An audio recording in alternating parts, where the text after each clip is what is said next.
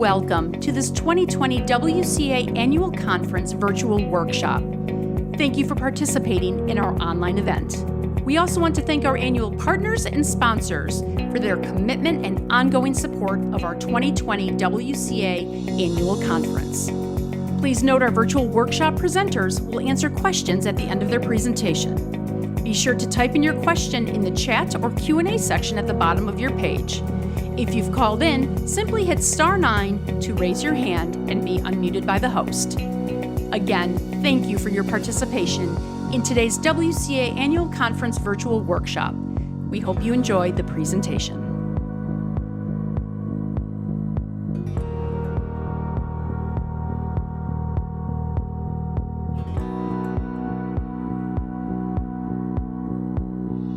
Welcome to our presentation on promoting diversity on county boards for the 2020 Wisconsin Counties Association Annual Conference.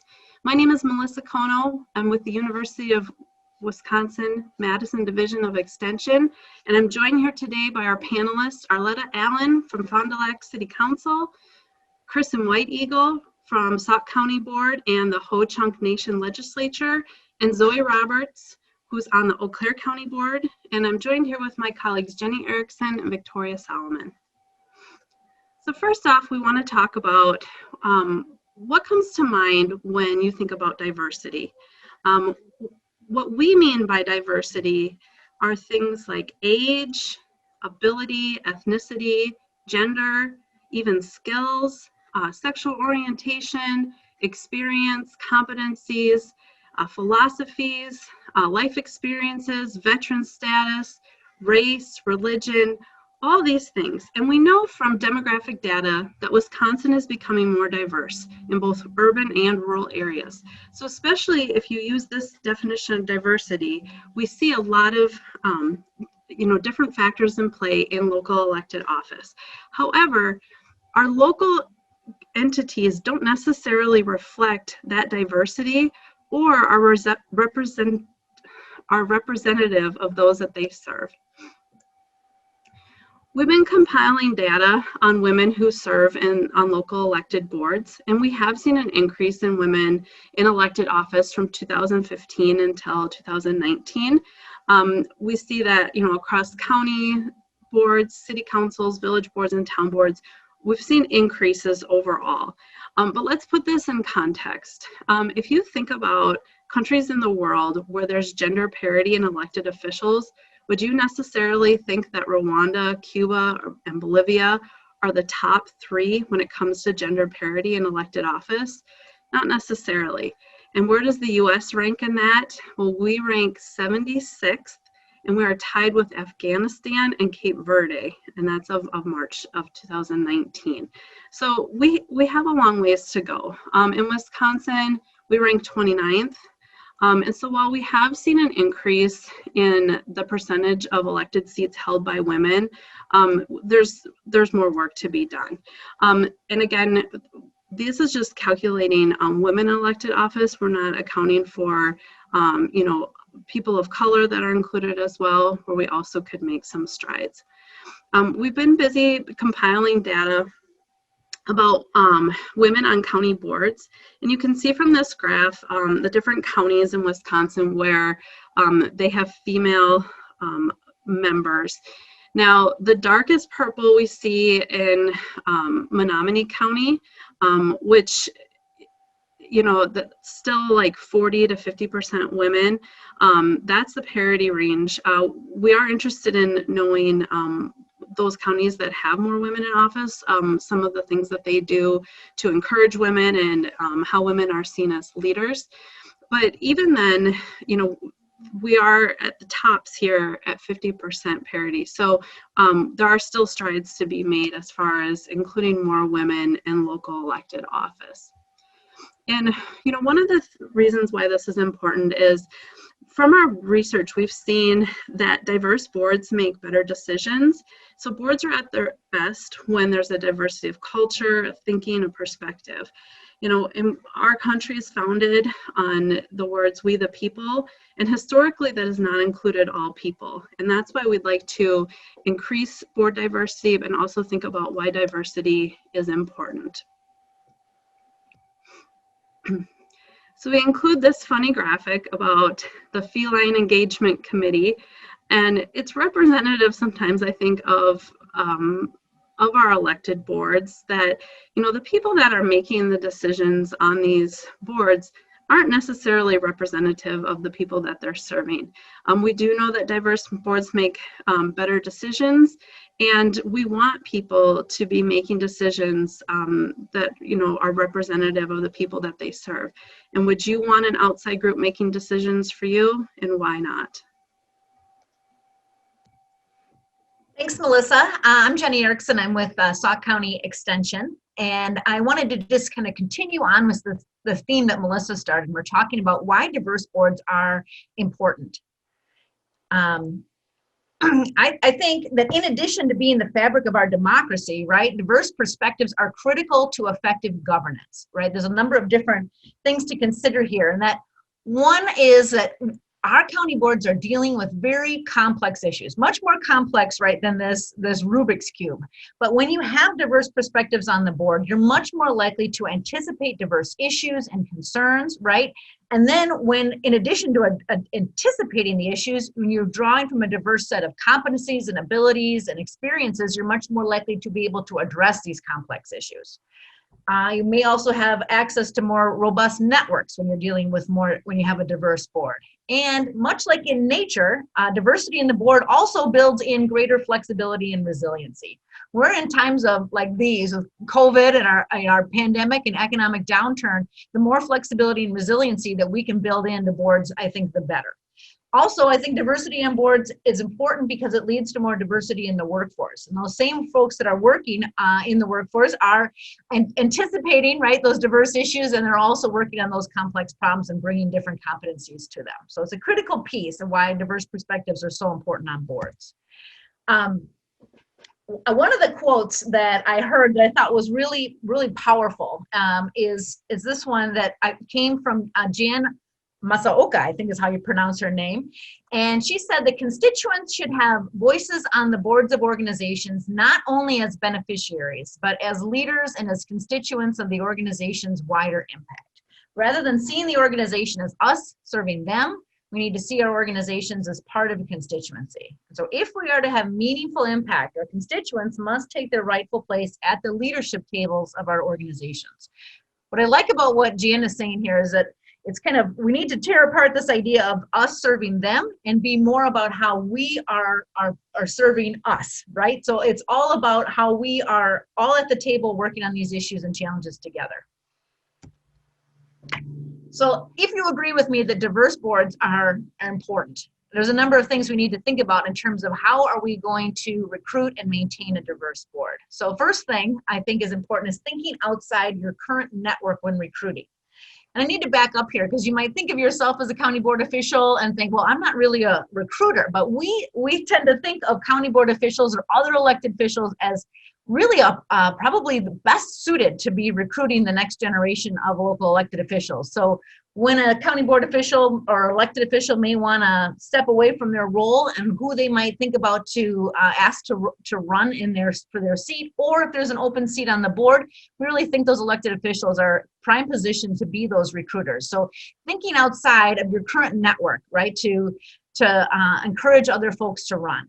And the other example is I would think about building the bench. And there's so many, especially in county boards, even city councils and others, there's so many opportunities for appointments on citizen appointments, et cetera, on a number of different boards, or councils, committees, what have you. And so if we can think about those as building the bench, right? So how do we get folks and recruit and appoint folks that bring different perspectives to those positions?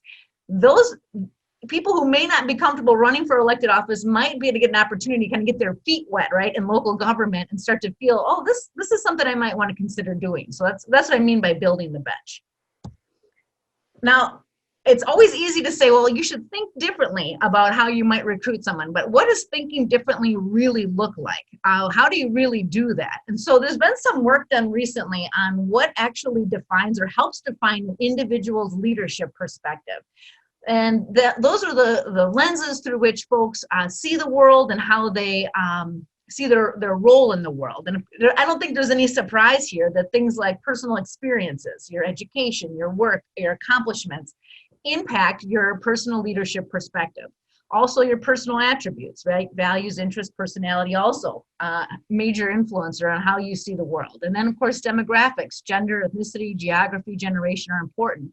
So when you're thinking differently about who to perhaps recruit for a local elected seat, thinking about these different lenses and how you can bring diversity to a board by considering different experiences, demographics, and personal attributes. So I want to give you a quick example. And Melissa has talked about this before. Melissa works with a town board that had an open seat. And so a particular person was stepping down and said, I would say, instead of thinking differently, they thought, well, who is literally the next person down the block from where that person lives? And so not necessarily thinking differently about what is missing from their board, but instead kind of just who's the next logical guy down the road.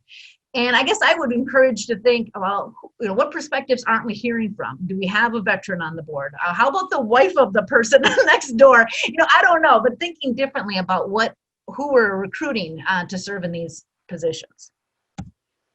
The other key piece, right, of building a diverse board is asking.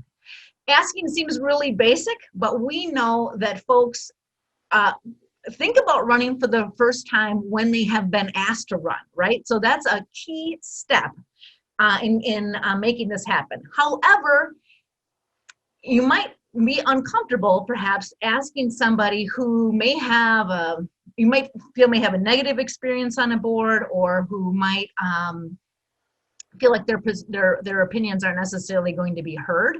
Here's some sample language we found for board recruiting folks that might help. And so this one says, the quote here is, "I feel a little awkward asking you to join this board when I myself don't always feel comfortable with the way the board sidesteps discussions about racial diversity in the client population. But there are a few of us, including the next board chair, who are changing the way things are. I'm not asking you because you're going to find this experience fun and easy, but I'm asking you because we need you to be a change agent with me on this board." So it's recognizing the fact that this might not always be an easy process, and it might not always be smooth sailing, but recognizing those challenges and still making sure you do the ask. The other key piece, right, of having a diverse board is keeping a diverse board. And so diversity alone doesn't guarantee necessarily a better board.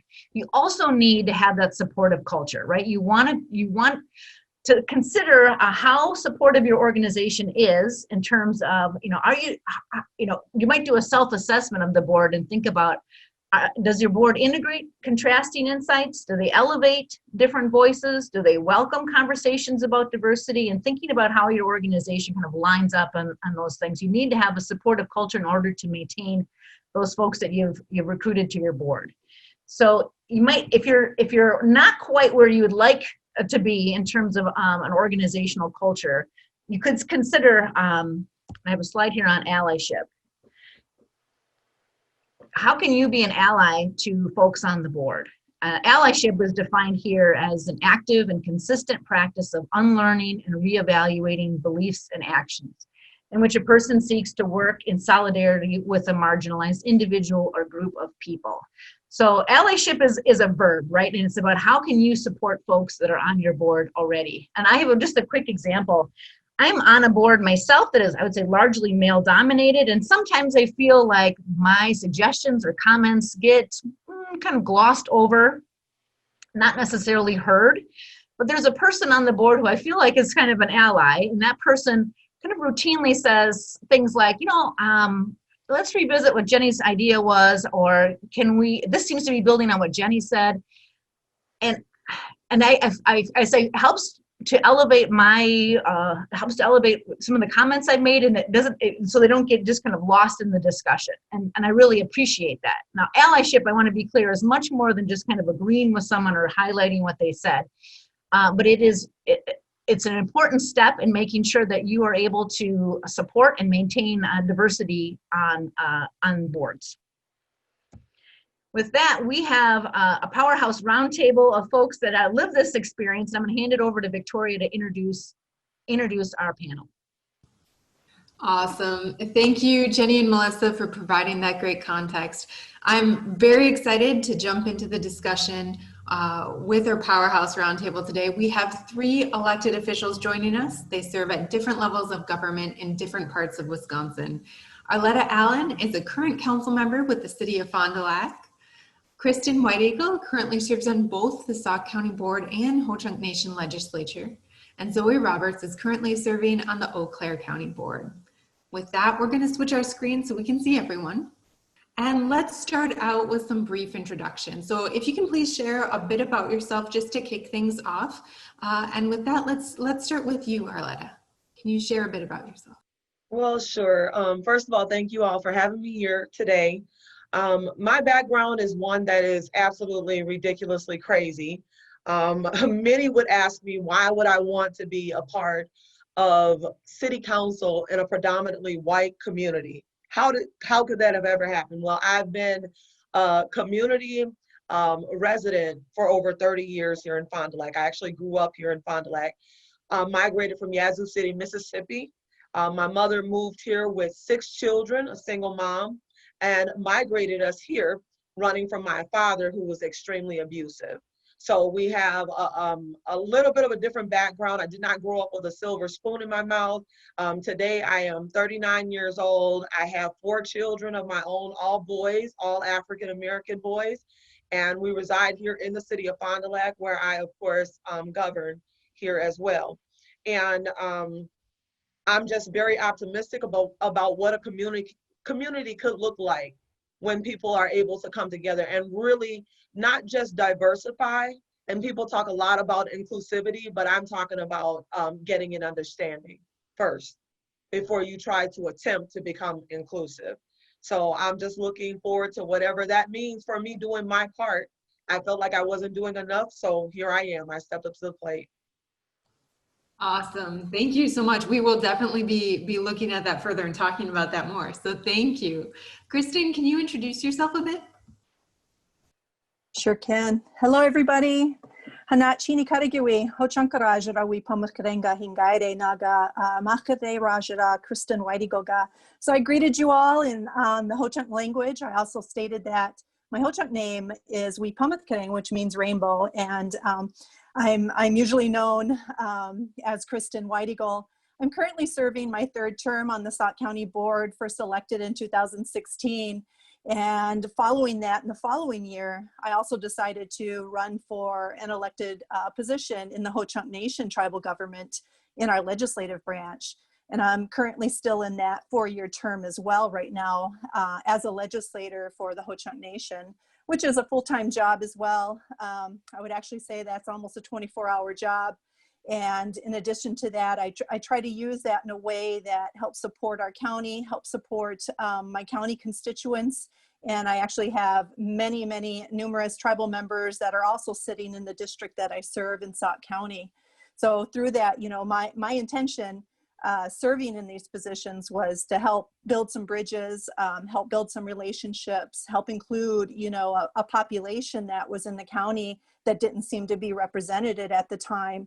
And I'm really happy to be able to do that in my 3rd term right now. And thank you. Thank you. Thank you so much.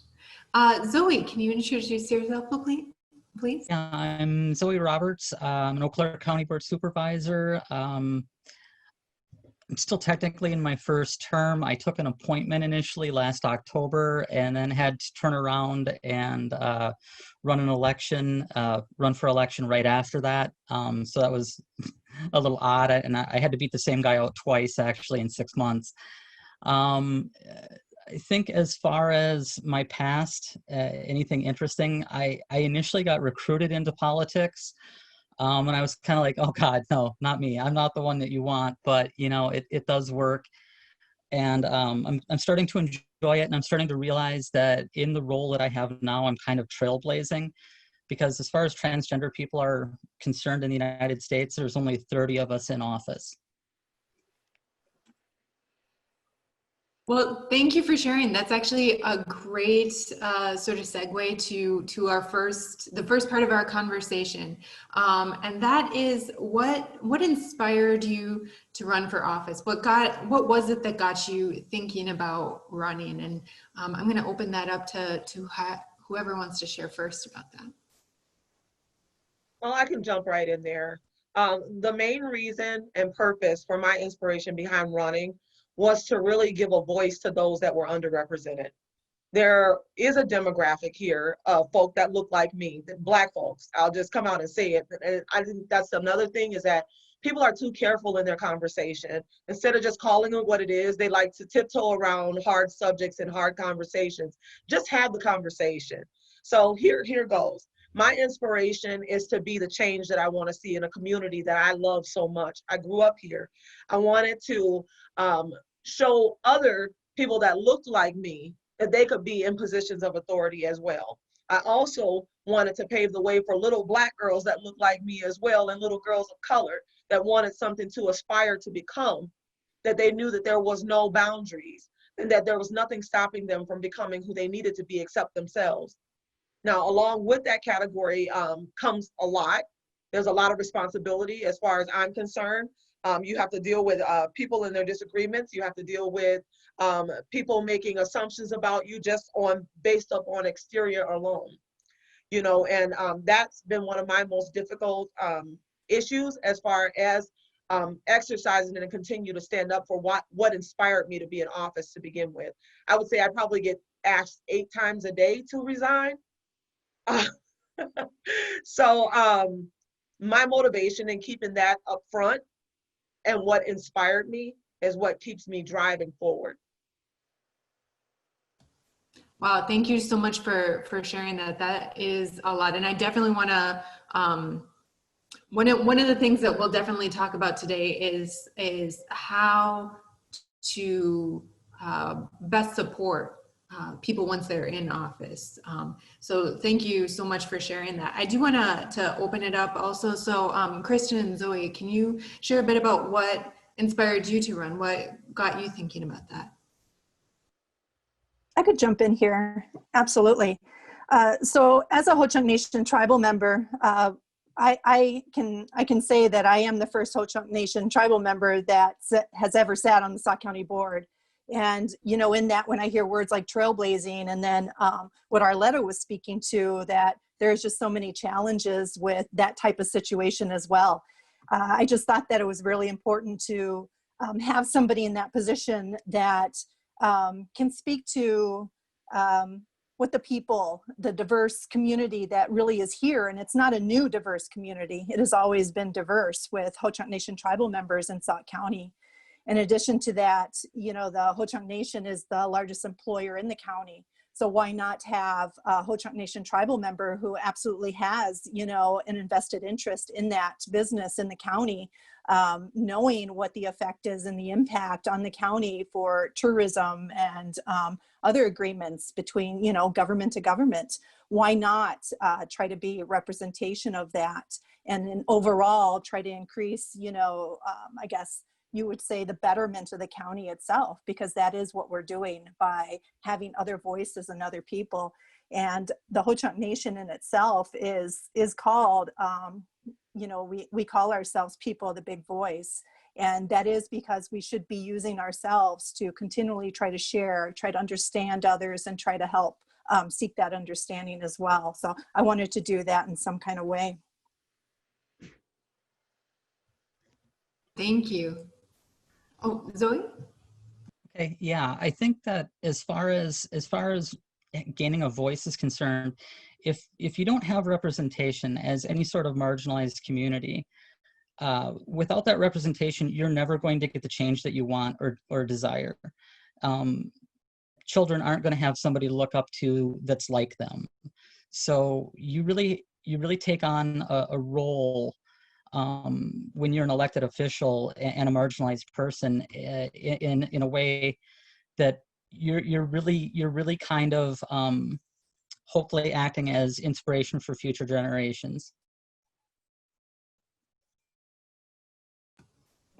Fantastic, thank you. So I know that this has already come up a bit, but I do want to look at this more and have more conversation around this. Are there things that you'd like to maybe share about your experiences as elected officials or when you were running for office that you would like to share with other people who are maybe thinking about running or thinking about recruiting people to run that you'd like to share, and maybe things also that you'd like people to know about when it comes to making boards and councils more inclusive and inviting? Well, I would have to say that it was very, I'd actually echo some of the sentiments that were already expressed by Zoe. It's really important for me to know that our children have someone to look at and hopefully be able to fashion themselves after. I personally was very saddened and disheartened about what it looked like to gain a seat at the table. My whole motive was to be the voice, but in order for me to be a voice or representation for a group of people that gets overlooked or people that feel like they're not welcome in a community and that they don't matter, but we're crying diversity, diversity, diversity, I had to make a sacrifice. I had to set aside my own feelings and recognize the fact that what I was really doing was for the common good. Unfortunately, taking on that type of attitude, if you will, and desiring to make a change or be the difference that you want to see, people nowadays can disagree with you in their social media platforms. People take your life, they CCAP you. I've had people call me and my children monkeys. I've had people threaten to come and picket my house. I've had people threaten me in general. I've had my life CCAP'd and screenshot and placed on social media platforms. I've had privatized groups develop just to attack me personally because I'm a city council member and because I'm a Black woman. So with all that, the inspiration to keep going simply is because that I had to come to an understanding that stepping into that mold is understanding also that people have their motive for why they voted you there to begin with. I have to be comfortable in my own convictions. I had to decide that my reasons for being there were my reasons for being there. I needed to look at what I wanted to see change and be unmovable, unstoppable, and unshakable in those convictions. And once you make up your mind that that's the stance that you're taking and you get comfortable in that and solid in that, I just don't believe that there's any stopping you. You could have 1 million people coming against your cause, but you still have that conviction chanting in the background, always keeping you forging ahead. And that's just where I stand. They voted for me, they got me in there. They tell me each and every day I deserve to be recalled and resigned. And it's basically just adults having huge temper tantrums. Being in a city with 89% of its population being white, and definitely feeling like people deserve to feel welcome and a part of a community that I adore. I will sing this song until the day I die.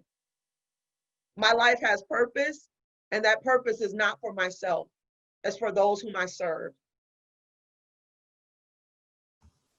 Thank you. Thank you. Kristin, yeah, I saw that you were, what would you like to add? So that's a lot to follow up with on what Arletta said.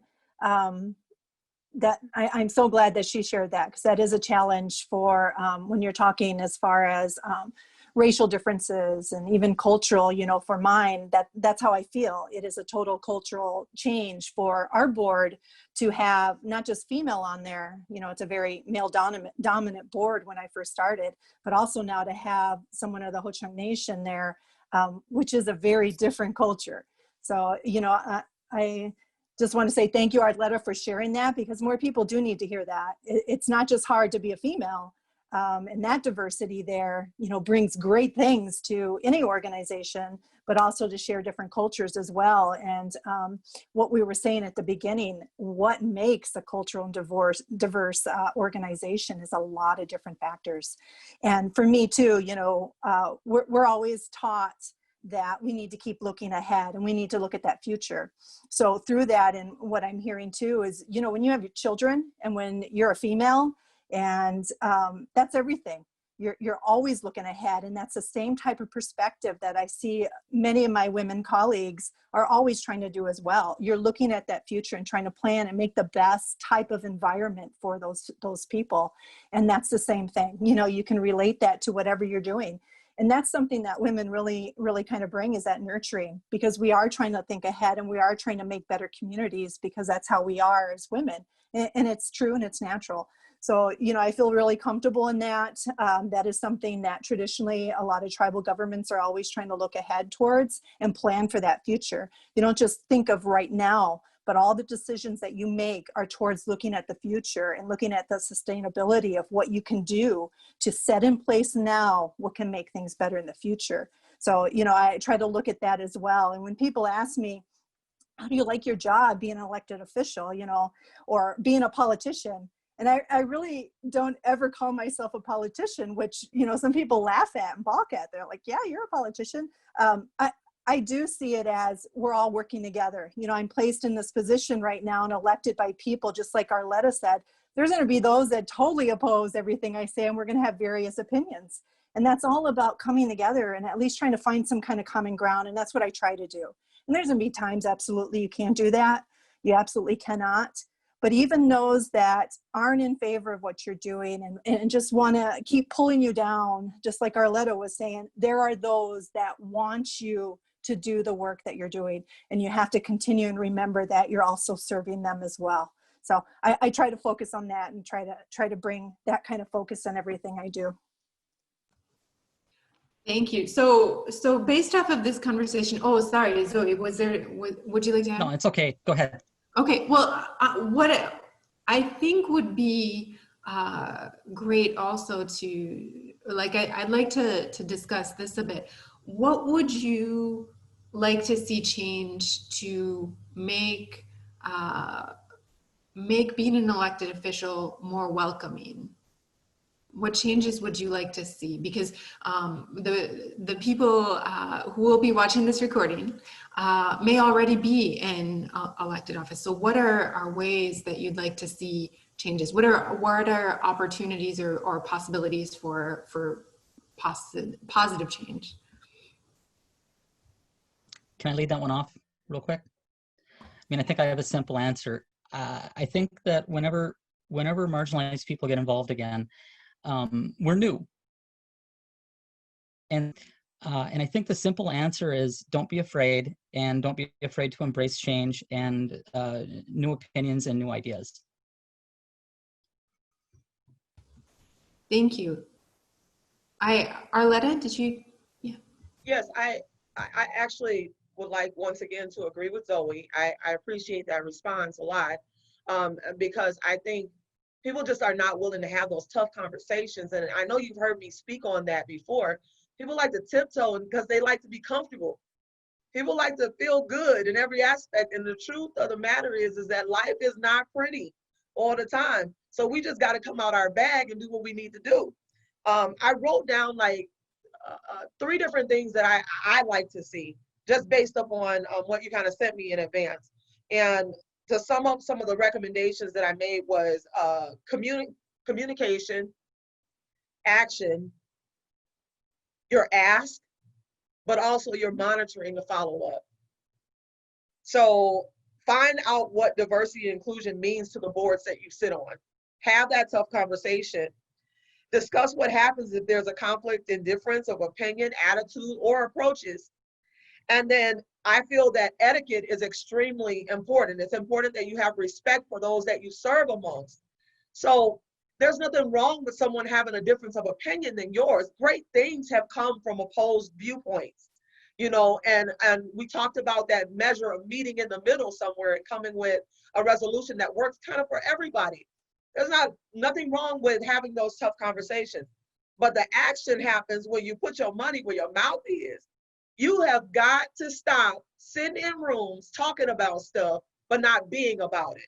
And it's been said a million different ways. Put your money where your mouth is, less talking, more doing, talk the talk, walk the walk, however you want to put it. Do something, take the leap. Martin Luther King said you don't need to see the whole stairwell. You don't need to see the whole staircase before you make the step. Some of these things that we're doing right now are strictly by faith, and faith has to overcome fear. You can't sit in fear of what will happen if I stand up for a cause that's worth it. You have to determine what's worth it.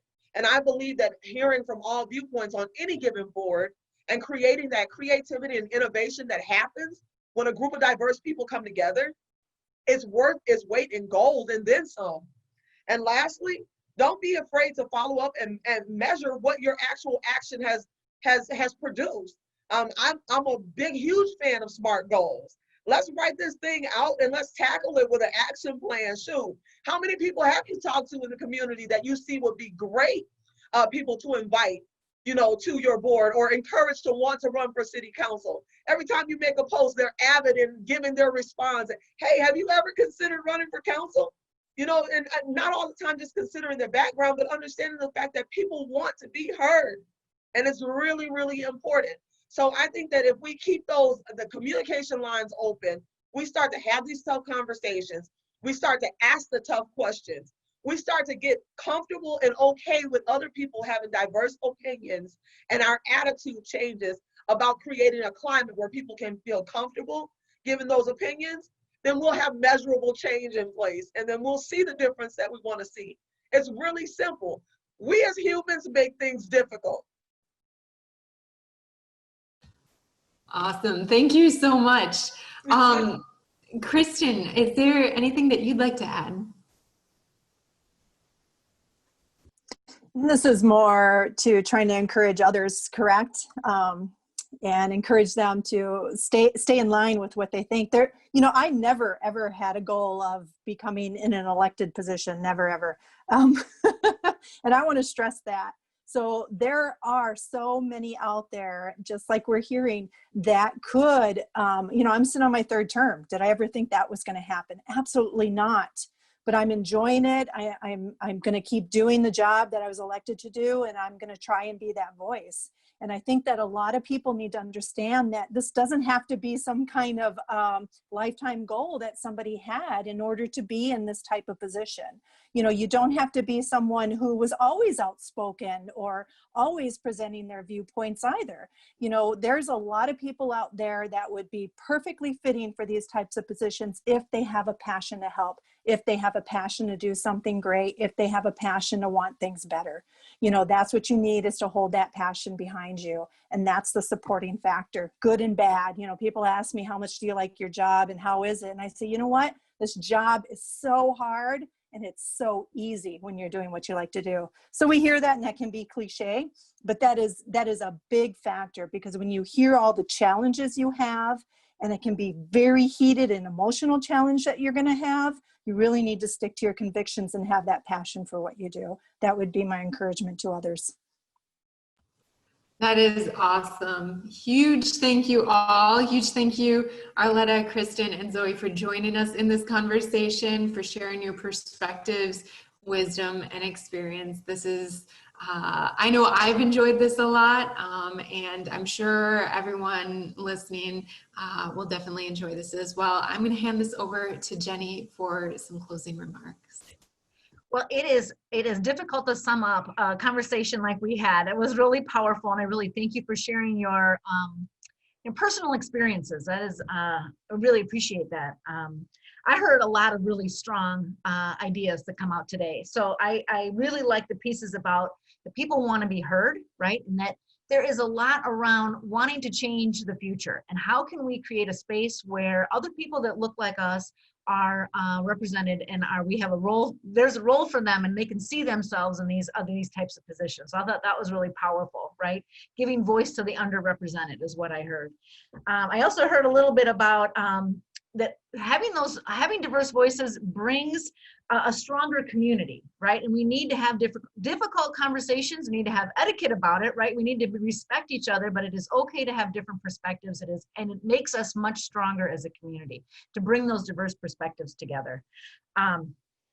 I also like the piece around being comfortable with your convictions, because this is not always an easy road.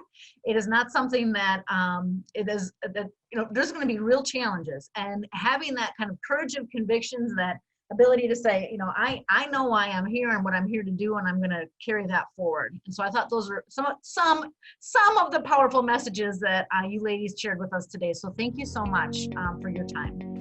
Thank you all for being here today. We are now going to open up our discussion for questions. As a reminder, you can type your question below in the chat feature or the Q&A at the bottom of your screen. If you have called in, you can hit *9 and you can, Anne-Marie will unmute you. So thank you for being here. Our first question is to all the panelists. How can white cis colleagues best support you in your roles?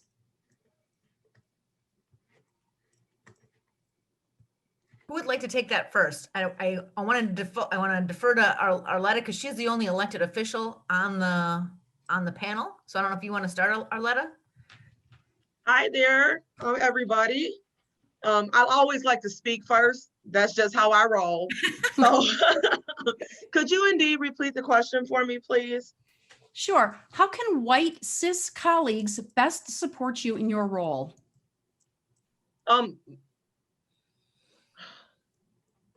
I would say by showing up and being who they are face to face with you, as well as who they are in closed conversation when you're nowhere around. I think the best thing to be or to do is to be sold out as that individual that is really truly an ally, because a lot of people talk about being an ally and what that means, but then they're also in the same sense embarrassed to be associated when they're in particular group settings. They don't want anybody to know that this is who I stand with, and this is who I agree with, and this is sometimes a person that I call up and have conversations with, that is a friendship or it's a platonic relationship going on there amongst colleagues. My thing is and always will be, keep it 100. If you want to do me a favor, don't switch faces. Be who you really are. And if you really support me, let your actions show that. Great. As a follow-up to the panel, how do you navigate the reality of governance versus cultural community perception? Example, we in office often have more information available and more forces at work than most people are not aware of until they serve in public office.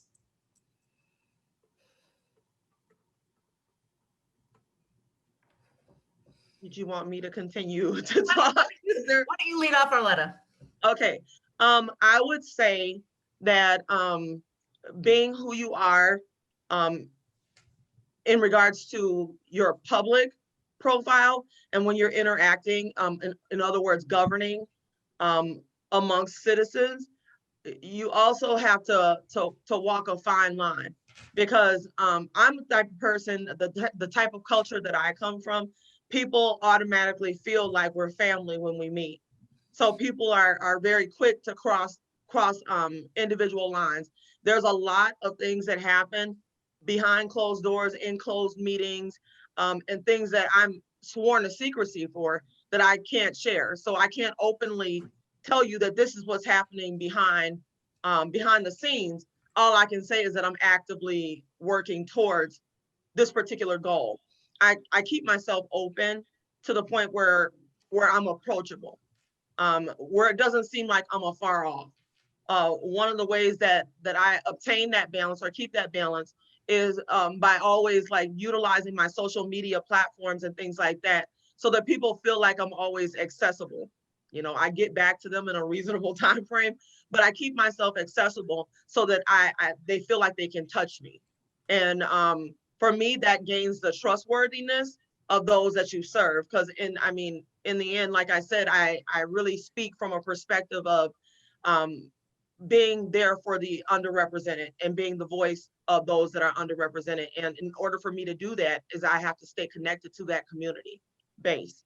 So just governing from a standpoint of making sure you're keeping that balance, but also knowing that there's a fine line there, and it's a tightrope to walk. Arletta, we have another question for you here. Sure. Arletta, what do you do to stay balanced in this work? There is no balance. And just a bit of a warning, when you ask me a question, please expect that I'm going to just tell you whatever comes to mind. Truthfully, I don't know if there's any such thing as balance in this type of work. Because once again, we go back to that accessibility. You go back to the requirements, and you go back to the amount of accountability and responsibility that you now house and hold on your shoulders. And you have to start to almost put them in order in regards to priority. My family, of course, and my children are my top priority. So anything that begins to infringe upon the household or infringe upon that type of piece is something that I would absolutely cut off and not have a problem cutting off. For me, it's important that you keep family where family is and protect that at all costs. But also, if there's outside jobs, like for me, I'm a motivational speaker, so I do virtual conferences all the time. So with that being said, I also know that there's a particular quiet time and time that I need to prepare for that. So my children understand my role in that capacity as well, but they also understand the restrictives of the fact that I have to be in council chambers every 2 weeks, or the last month, every single week, a couple times a week, when we're dealing with things that are a little bit more extensive in the community. So there is no magic answer and there is no manual. All I can say is pray a lot. Pray a lot, know that there is no manual, and use kid gloves with yourself. Don't beat yourself up, because none of us are perfect. And we just basically, we do the best we can with what we got. And you get one shot at it. So just make the best of it. That's all you can do. Great, thank you, Arletta. So this question, maybe whoever wants to jump in, what do you hope people will take away from this session? And as a follow-up, what action do you hope people will take as a result of this session? I guess when I was asked to work on this, my hope was that we would have a conversation about something that may sometimes be uncomfortable for folks, and be able to do it in a safe way, and start to support an effort to make sure that we have a representative government, and that folks feel represented when they look at their county boards, city councils, town boards, whatever. And then we can bring some perspectives that may not always be heard on every board and council, like Arletta's. I think she's a really powerful voice and really powerful experience. And so in terms of, that's what I was hoping we would be able to do. And the second part of your question, Michelle, was around what can folks do to support that? Was that right? Yes. Okay, so I think, like Arletta talked about, I tried to talk a little bit about, and that's allyship, and that can look a lot of different ways, but how can you support people, make sure that their voices are heard, make sure that you're standing with them all the time, not just some of the time, like Arletta mentioned, so that we are hearing all these diverse perspectives in order to be able to address these complex problems in a realistic way. And I would like to add, I think having a growth mindset is really beneficial as well. Like always listening, always learning, always building networks. So even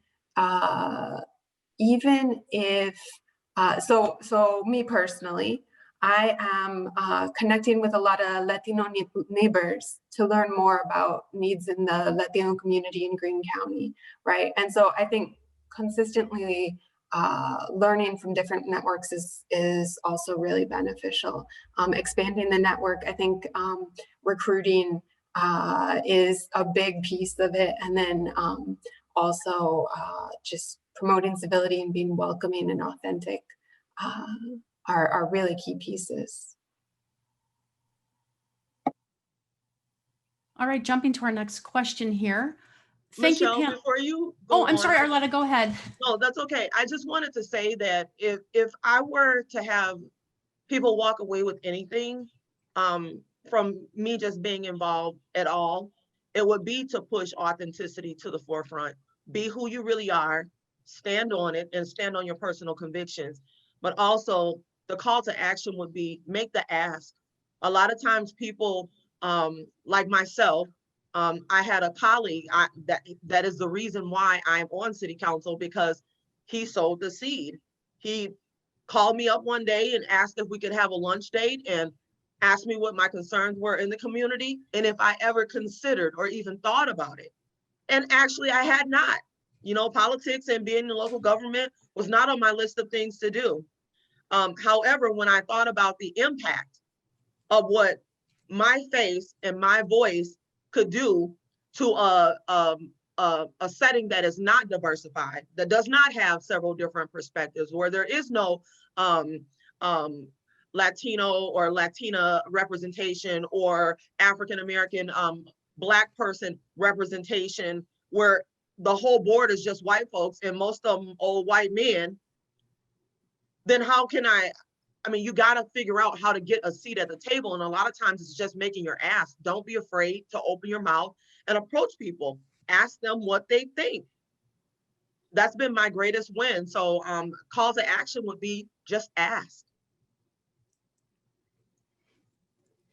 We have another question here. Thank you, panelists. What other ways have you seen county boards, including underrepresented communities, when they are not presently represented on your county board? Can you, I'm not sure I understand the question. So how do they engage them? Is that the question? Yeah, what other ways have you seen county boards, including underrepresented, maybe it should say include underrepresented communities when they're not presently represented on your county board? My first reaction to that would be do some listening. Is there a way to engage with folks and understand and hear about what their issues are? If there's some kind of I don't know, town hall forum, something like that, to make sure you're reaching out and hearing from their perspectives, and then and in trying to engage them in different committees or councils or whatever it is to ensure that their voices are heard. I want to point out too that, as Jenny said, you know, appointing people to committees when those openings or create those openings is a good way to get people interested and involved in things that are relevant and important to them. And then also when you do have a vacancy, cast the net out and consider people who don't look like everybody on the county board or on the town board. So, you know, making an effort to add people and then add seats at the table too, like especially with committee work is an important tactic to use when you're trying to diversify the decision making in local government. Do you think the open meetings law constrains the efforts of the board and council members to communicate and build relationships? I would have to agree 100%. Absolutely, it does. When it because you're confined to the laws of governance, you can't have walking quorums. You cannot get together with other council members and deliberate before decisions are being made on key conversations that are important to the constituents in your community. You really have to stand on your own personal convictions and lead with confidence. Because I mean, being in local government is to know and to understand that not all the time will everyone walk away from the table agreeing with the outcome or your vote or your voice or your presence, and being okay with that. You know, it takes quite the shoulder and there's quite a bit of risk involved when you know walking to the table that somebody's going to walk away upset. So once again, back to that no balance, just being okay and confident in that. Another question we have here, and some of this we can get answered. Besides this workshop, what is WCA doing to help counties have more diverse boards? What can we bring back to our boards to have them take a serious look at their inclusion? And I love to jump in about that. That is a fantastic question. Thank you for asking that. So to provide some context, several years ago, Extension worked with WCA to do some surveys on what caused barriers, real or perceived, for women running for office. Why weren't there as many women running? And so that sort of started with a partnership with Extension and WCA. We've been looking more at experiences women have had. We are also working with to broaden when we're looking at diversity. You know, Melissa did a good job of sort of sharing more about broadening how we're looking at that. And we, that's something that we're continuing to look at. So that is a great question. And the work is definitely not done. We have a lot of progress to make in Wisconsin. So that's something that hopefully you'll continue to see. Hopefully you'll continue to see progress. And I can see that being something that WCA and Extension can partner with moving forward. Jenny, Melissa, Michelle, Anne, anything that you want to add to what I just said? That was a great question. Thank you. The work is not done. So I think a good place to always start is around education, educating yourself, educating others. And so if there's work that can be done there to understand the importance of this, right? And like I said, ways to strategies. Victoria alluded to that we've been developing strategies to help recruit more women to run for elected office, and there's a lot of work to do around other types of diversity. But I think education is at least a critical first step. I think one of the most imperative things to really take away would be to stick to diversity and understanding versus diversity and inclusiveness, because it's hardly your ability to be able to include anyone that you have not developed an understanding for what it is that they need. So when you target the need and you're able to make yourself positioned to be able to approach folk and ask them what it is that they desire, what it is that they need to feel more inclusive, you develop that understanding between you and them, and now you have something solid to work with. But assumption gets you nowhere. Don't assume, because this is how it's always been. This is how it will continue to be. This work that you have sitting in front of you, that we all have sitting in front of us, is a never-ending work. Because anything that's not evolving, anything that's not growing or standing still is dead. So it will be continuous. Thank you. We are nearing the end here. We got time, I think, for one more question. And Arletta, it's for you. In your bio, you share about your work to change the narrative that has been associated with people of color serving in leadership roles in local government. Can you share a bit about what you'd like that narrative to be? Well, what I want people to see, when they see me, I want them to see their equal, their counterpart, another part to the well-oiled machine that helps everything kind of operate smoothly. The narrative has always been separation. It's always been, oh, let me get the Black vote, let me get the Black voice, let me get the, and I want to come against that, because when people of different culture bases come together, I'm talking about magic happens. If you really understood what happens in a room when you have all different perspectives sitting there, it's literally life-changing, and it can shape and form anything you wish it to be. You just have to be open to hearing different perspectives. And that's where companies are missing it. That's where boards and councils and school boards and county boards, that's where they're all missing it. That interpretation of what's needed in the community is needed from all angles in order to address all the different cultures and diverse backgrounds that are there in that community. To leave those out would make particular demographics feel as if though they're not welcome. So you can't say that you're welcoming them and then not have anything in that community for them.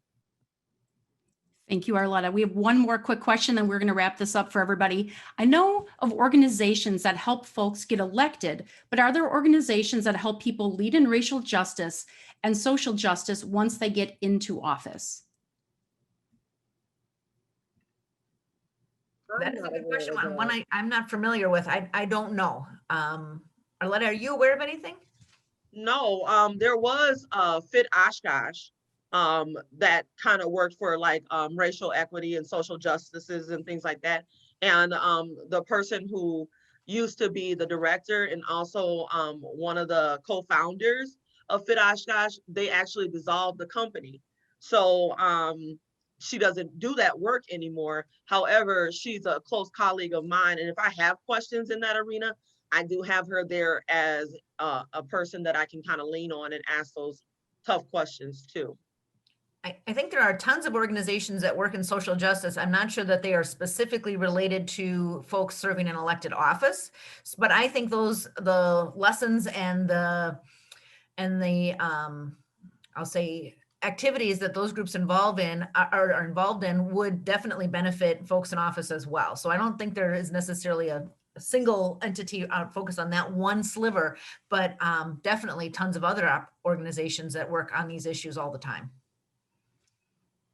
Great. Well, this concludes our webinar, Promoting Diversity on County Boards. A huge thank you to our speakers for all of your time, including Victoria Solomon, Jenny Erickson, Melissa Kono, Arletta Allen, Kristin White Eagle, and Zoe Roberts. You will find this presentation on the Wisconsin Counties Association homepage at wicounties.org, and there will be the actual presentation as well as this full webinar, which will be can be found there. And we will see you all back here next week for our next 2020 WCA Annual Conference Virtual Workshop, Implementing Pretrial Justice in Wisconsin. And again, you can still sign up for that through the Wisconsin Counties Association website. So once again, thank you all for being here and thanks so much. Thank you for having us.